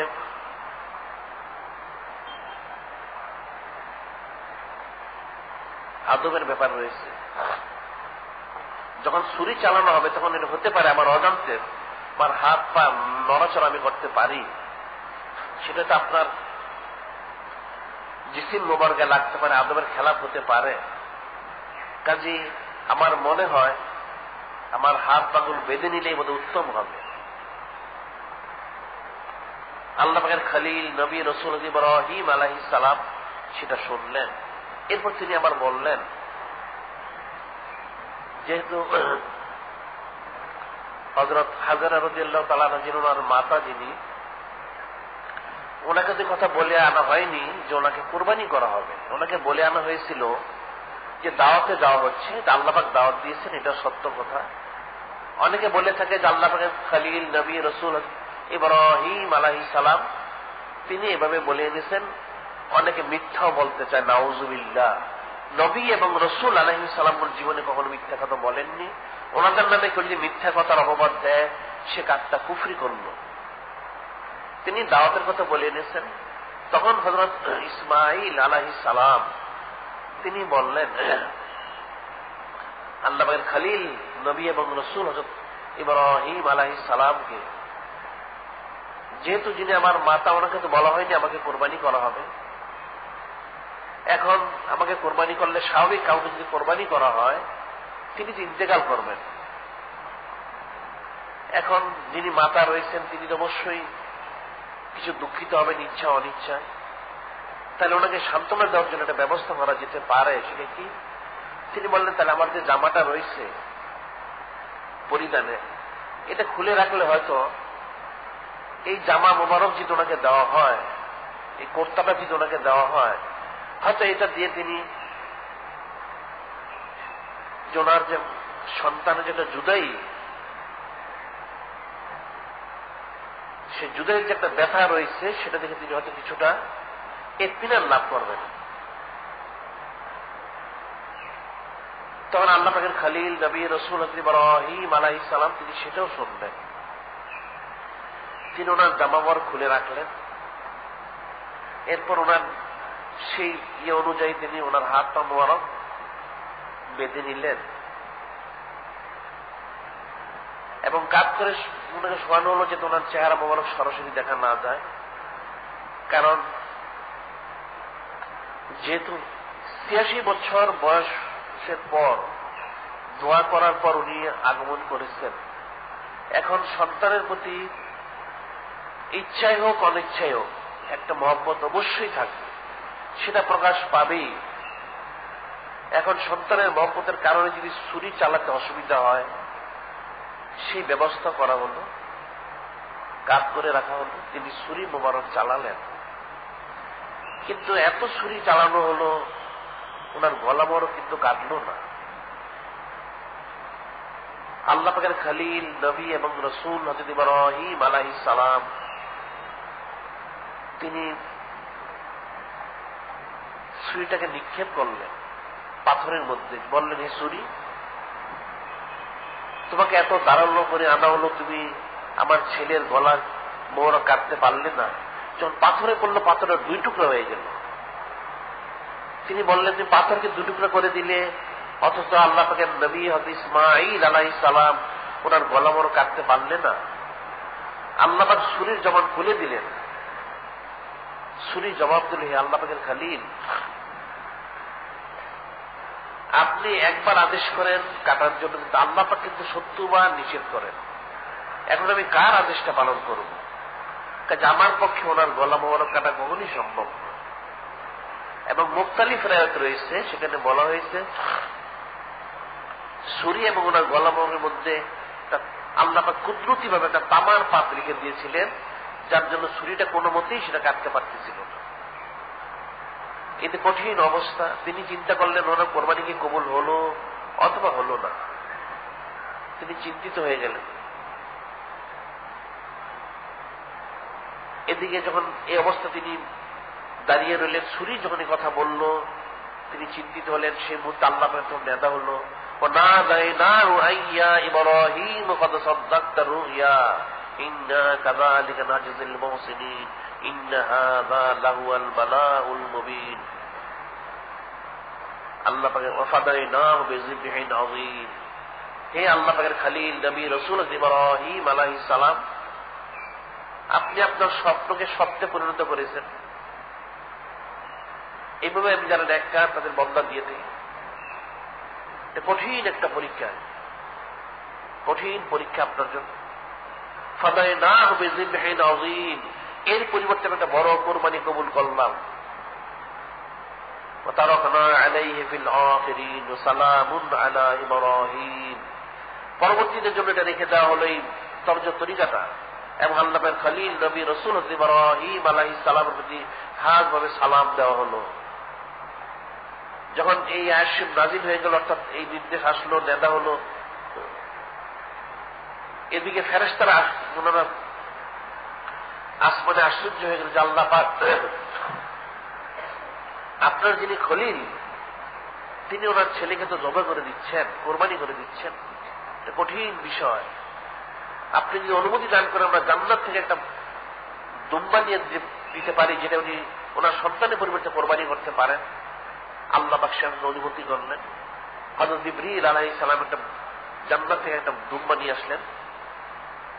ফাইযা বিকাফশিন আকরান আমলাহা ওয়া আকরানা কাদ রাফিল জান্নাত 40 খরিফা ফাকাযাহু ইব্রাহিম আলাইহিস সালাম ওয়া যাবাহাহু। তিনি জান্নাত থেকে একটা দুম্বা নিয়ে আসলেন, তরু তাজা শিংওয়ালা, যেটা 40টা বসন্তকাল পার করেছে জান্নাতের মধ্যে। সেটা নিয়ে বলে আল্লাহু আকবার, আল্লাহু আকবার। হযরত জিবরীল আলাইহিস সালাম বললেন, আল্লাহ পাক আল্লাহু আকবার, আল্লাহু আকবার মিন কুল্লি শাইইন। আল্লাহ পাক বড়, আল্লাহ পাক বড়, সবচেয়ে বড়, যার জন্য আল্লাহ পাকের খলিল হযরত ইব্রাহিম আলাইহিস সালামের পক্ষে সম্ভব হলো ওনার ছেলেকে কোরবানি করা। যখন আল্লাহ পাকের খলিল নবী রাসূল হযরত ইব্রাহিম আলাইহিস সালাম দেখতে পেলেন হযরত জিবরীল আলাইহিস সালাম একটা দুম্বা নিয়ে এসেছেন কোরবানির জন্য, লা ইলাহা ইল্লাল্লাহ আল্লাহু আকবার মিন কুল্লি শাইইন। আল্লাহ পাকের খলিল নবী রাসূল হযরত ইব্রাহিম আলাইহিস সালাম বলেন, লা ইলাহা ইল্লাল্লাহ আল্লাহু আকবার মিন কুল্লি শাইইন। লা ইলাহা ইল্লাল্লাহ, আল্লাহ পাক ছাড়া কোনো খালিক মালিক নেই, কোনো রব নেই। আল্লাহু আকবার, আল্লাহু আকবার মিন কুল্লি শাইইন। আল্লাহ পাক সবচেয়ে চাইতে বড়, যার জন্য আমার পক্ষে সম্ভব হলো আমার ছেলেকে কোরবানি দেওয়া। যখন আল্লাহ পাকের নবী এবং রাসূল ইসমাঈল আলাইহিস সালাম ব্যাপারটা বুঝতে পারলেন, তিনি উঠে গেলেন, দেখলেন দুম্বা আনার জন্য। আল্লাহু আকবার, লিল্লাহিল হামদ, আল্লাহু আকবার মিন কুল্লি শাইইন ওয়া লিল্লাহিল হামদ। তিনি বললেন সমস্ত প্রশংসা আল্লাহ পাকের জন্য, আল্লাহ পাক সবচেয়ে বড়, যার জন্য আমার পক্ষে সম্ভব হয়েছে আমার নিজেকে কোরবানি করার জন্য প্রস্তুত করে দেয়া। সুবহানাল্লাহ। তখন ওনাকে দেখে সেই দুম্বাটাকে কোরবানি করা হলো। সুবহানাল্লাহ। সেখান থেকে এই কোরবানির তর্জ তরিকা মিল্লাত আবিকুম ইব্রাহিম ওয়া সাম্মাকুমুল মুসলিমিন, তোমাদের পূর্বপুরুষ ইব্রাহিম আলাইহিস সালাম মিল্লাত, ওনার তর্জ তরিকা, তিনি তোমাদের নাম মুসলমান রেখেছেন। সুন্নত আবিকুম ইব্রাহিম, ওনার সুন্নতির অন্তর্ভুক্ত। এই যে কোরবানির বিষয়টা, এটা তো ছিল মানুষের সন্তানকে কোরবানি করা। আল্লাহ পাক রহমান রহিম গাফফার সাত্তার, সেই জন্য আল্লাহ পাক সন্তানকে না দিয়ে পশুর মধ্যে পরিবর্তন করে দিলেন। এখন যদি সন্তানকে কোরবানি করার জন্য বলা হতো তাহলে তো মানুষ খুঁজে পাওয়া যেত না। আল্লাহ পাক মানুষের পরিবর্তে সেই পশুর মধ্যে নিয়ে গেলেন। এখন এরপরও যদি মানুষ বখিলি করে, কাঞ্জুসি করে, গাফলতি করে, তাহলে তাদের জন্য আফসোস। অবশ্যই তাকে যার সাধ্য সামর্থ্য রয়েছে কোরবানি করতেই হবে। সেটি আল্লাহ পাক বলে দিয়েছেন, কুল ইন্না সালাতি ওয়া নুসুকি ওয়া মাহইয়ায়া ওয়া মামাতি লিল্লাহি রাব্বিল আলামিন। আল্লাহ পাক বলেন, হে আমার হাবিব, আপনি বলে দিন নিশ্চয় আমার নামাজ, আমার কোরবানি, হায়াত, মউত সমস্ত কিছু আল্লাহ পাকের জন্য। কাজেই বান্দার দায়িত্ব হবে সাধ্য সামর্থ্য নিয়ে কোরবানি করা। আমরা সামনের সপ্তাহে পর্যায়ক্রমে আলোচনা করব কোরবানির এই ফাজাইল এবং মাসাইল যা কিছু রয়েছে, যেটা সকলের জন্য জানা প্রয়োজন। তবে এটা মনে রাখতে হবে, উত্তম জিনিস, পছন্দনীয় জিনিস, প্রিয় জিনিস, সাধ্য সামর্থ্য অনুযায়ী কোরবানি করার কোশিশ করতে হবে। এবং এর যে তর্জ তরিকা রয়েছে, সুন্নত রয়েছে, আদেশ দিচ্ছে, সেটা জেনে সে অনুযায়ী করতে হবে, তাহলে তার জন্য কামিয়াবি। অন্যথায় তাকওয়া পরেজগারি না থাকলে, খুলুসিয়ত না থাকলে আল্লাহ পাক কিন্তু কোরবানি কবুল করবেন না, এটা মনে রাখতে হবে। এখানে কয়েকটা বিষয় জরুরি কথা বলা হয়েছে। এক নম্বর হচ্ছে, আজকে মাদ্রাসার কমিটির পাক্ষিক মিটিং রয়েছে, সভা রয়েছে 6:30 মাদ্রাসার কমিটি যারা সংশ্লিষ্ট রয়েছেন বা যারা থাকতে চান তারা এখানে বাদ মাগরিব 6:30 থেকে এখানে মজলিস আলোচনা রয়েছে। আরেকটা বিষয় যেটা জরুরি সেটা হচ্ছে, কোরবানির চামড়া সংক্রান্ত বিষয়ে আমরা প্রত্যেক বছর আলোচনা করে থাকি। গত বুধবার দিন আমরা আলোচনা করেছি এখানে। আগামী মঙ্গলবার দিন সন্ধ্যা 7টার সময় এখানে আলোচনা রয়েছে কোরবানির চামড়া সংক্রান্ত বিষয়। আগামী মঙ্গলবার দিন সন্ধ্যা 7টার সময়, যেখানে সকলকে উপস্থিত থাকতে হবে।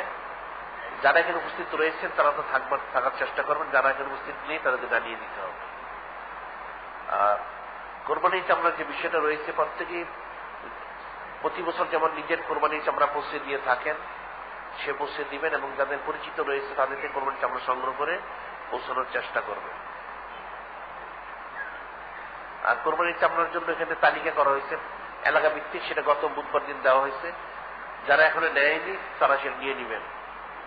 আর যেটা জমা দেওয়ার কথা সেটা জমা দিবেন। এবং জমা দেওয়ার সময় বলা হয়েছে, লিস্টটা জমা দেওয়ার, তালিকাটা জমা দেওয়ার সময় তার মধ্যে যারা দায়িত্বে থাকবে তাদের মোবাইল নাম্বার যে থাকে সেখানে যেন মোবাইল নাম্বারটা দিয়ে দেয়, সেটা বলে দেওয়া হয়েছে। আর আরেকটা বিষয় বলা হয়েছে, যারা যে যে এলাকায় দায়িত্বে থাকবে সে এলাকা থেকে চামড়া সংগ্রহ করবে, এখন তার যদি পরিচিত অন্য কোন এলাকার আত্মীয় স্বজন থাকে তাদের সে নাম্বারগুলি, তাদের ঠিকানাগুলি ওই এলাকা যারা রয়েছেন তাদেরকে পৌঁছে দেওয়ার জন্য সেই ঠিকানাগুলি আলাদাভাবে জমা দিতে হবে। আর বলা হয়েছে, যারা এখানে প্রতি বছর কোরবানি দিয়ে থাকে তারা সেটা যেন যোগাযোগ করে। আর যারা নতুন করে কোরবানি চামড়া সংগ্রহ করতে চায় তারাও যেন যোগাযোগ করে।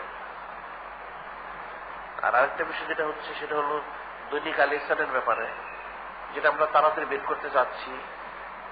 এখন যাদেরকে যে দায়িত্ব দেওয়া হয়েছে সে দায়িত্ব তাদের যত পালন করতে হবে, কারণ সে দায়িত্ব সবাই যদি পালন না করে তাহলে পত্রিকাটা জাতীয়ভাবে বের করা কঠিন হবে। কাজে যার যে দায়িত্ব দেওয়া হয়েছে, যার যেভাবে সহযোগিতার কথা বলা হয়েছে এবং যে যেভাবে ওয়াদা করেছে সেই জন্য সেভাবে তার ওয়াদাটা পুরা করে। বিশেষ করে এটা আর্থিক সহযোগিতা অথবা সেটা প্রচার প্রসারের যে দায়িত্ব, সেই বিষয়গুলি নিয়ে যেন সকলেই আবার নতুন করে যোগাযোগ করে। আর্থিক সহযোগিতা বলা হয়েছিল 15 তারিখ থেকে 22 তারিখের মধ্যে সেটা পৌঁছে দেওয়া। অনেকে পৌঁছায়নি এখন পর্যন্ত, তবে সেটা পৌঁছানোর ব্যবস্থা করতে হবে তাড়াতাড়ি, যাতে আমরা সামনে অতি সত্বর সে আমাদের দৈনিকটাকে জাতীয়ভাবে বের করতে পারি। আর বিজ্ঞাপনের ব্যাপারে বলা হয়েছে, যারা দৈনিকে বিজ্ঞাপন সংগ্রহ করে দিতে পারেন সেটা চেষ্টা করবেন, এটা সবটা জানিয়ে। এখন মূল যে বিষয় সেটা হচ্ছে, 1 নম্বর হচ্ছে আজকে বাদ মাগরিব আলোচনা আছে মাদ্রাসা কমিটি, আর 2 নম্বর আগামী মঙ্গলবার দিন সন্ধ্যা 7টা থেকে আজকে 6:30 আর মঙ্গলবার দিন 7টার সময় কোরবানিতে আমরা সম্বন্ধে আলোচনা রয়েছে। আর এর যা সমস্ত বিষয়গুলো রয়েছে প্রত্যেকেই যোগাযোগ করে ফসলা করে নিবেন। আর আলিসানের ব্যাপারে যার যার দায়িত্ব রয়েছে, আর্থিক হোক, বিজ্ঞাপন দিয়ে হোক, সহযোগিতার কথা রয়েছে, সেগুলো আপনারা পুরা করার চেষ্টা করবেন। আর চামড়া আমরা যেহেতু সংগ্রহ করে থাকি, এবার আরো বেশি সংগ্রহের চেষ্টা করব।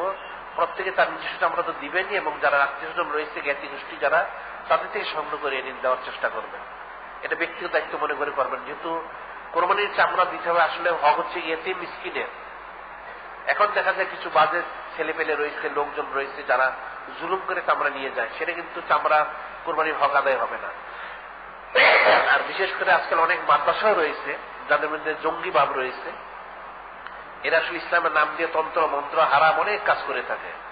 এদের কিন্তু চামড়া দিলে চামড়া হক আদায় হবে না, এটা খুব ফিকির করতে হবে। চামড়া যাদের প্রাপ্য তাদের কাছে পৌঁছতে হবে। এখন যে হকদার নয়, তাকে যদি কেউ জাকাত দেয় তার জাকাত আদায় হবে না, চামড়া দিলে তার কোরবানি হবে না, ফেতরা দিলে তার ফেতরা আদায় হবে না, তাকে সৎকাটা দিলে সৎকাটা আদায় হবে না। এটা আপনারা মনে রাখবেন। এখন বর্তমানে যে বাজারগুলি, যে মাদ্রাসাগুলি রয়েছে বর্তমানে, এদের অধিকাংশ হচ্ছে এরা জঙ্গি, এরা ওই বোমা ফুটিয়ে থাকে, হরতাল লং মার্চ করে, ইসলামের নামে তন্ত্র মন্ত্র করে। এদেরকে কোরবানির চামড়া দিলে, জাকাত ফেতরা দিলে এটা কিন্তু আদায় হবে না। খুব সূক্ষ্ম বিষয়, ফিকিরের বিষয় রয়েছে। এরা মানুষকে হারাম কাজে উদ্বুদ্ধ করে, অবৈধ কাজে তারা মানুষকে উদ্বুদ্ধ করে থাকে। কাজে এদেরকে কোন রকমই এই সমস্ত ফরজ ওয়াজিব যে সদকা ফিতরা রয়েছে, জাকাত রয়েছে, কোরবানির চামড়া এটা দিলে আদায় হবে না। এর থেকে সাবধান থাকতে হবে। এই জন্য আমরা বারবার বলে দিয়েছি, অতীতে বলেছি, আজকে বলে দিচ্ছি, সামনে আমরা বলবো। আর একটা হচ্ছে যেটা আমরা সবসময় বলে থাকি, যে সাক্ষাতের সময় পকেট সাবধান রাখতে হবে। পকেট মার থেকে, মোবাইল চোর থেকে, আর জুতা স্যান্ডেল চোর যারা রয়েছে এদের থেকে সাবধান থাকতে হবে। এতে অনেকের ইমানের ত্রুটি হয়ে যায়। অনেকে মনে করে থেকে মসজিদে সেটি নামাজ পড়তে গেলে জুতা চুরি হয়ে গেল, এটা কেমন হলো? এটা কিন্তু তার ইমানের দুর্বলতা। মক্কা শরীফ, মদিনা শরীফও চুরি হয়, হাজী সাহেবদেরও পকেট মেরে থাকে। সেই জন্য মক্কা শরীফ, মদিনা শরীফের কিন্তু কোনো দোষ নেই। দোষ হচ্ছে যারা অসাবধান এবং যারা চোর তাদের। তবে সাবধানতা অবলম্বন করতে হবে, চোর থেকে সতর্ক থাকতে হবে। এই বিষয়টা খুব সাবধান থাকতে হবে।